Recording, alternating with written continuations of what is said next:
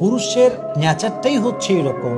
পুরুষ যখন নারীর মিথ্যাবাদী হওয়ার প্রমাণ পেয়ে যায়, তার চরিত্রহীনতার সম্পূর্ণ প্রমাণ পেয়ে যায়, তখন পুরুষের মনটা এমনভাবে ভেঙে যায়, পুরুষ সেই নারীকে দুই চোখে আর কখনো দেখতেই পারে না।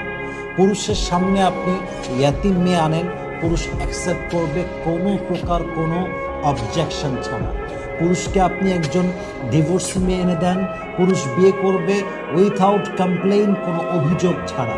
পুরুষ ডিভোর্সি মেয়েকে বিয়ে করতে পারে, তার সঙ্গে সংসার করতে পারে।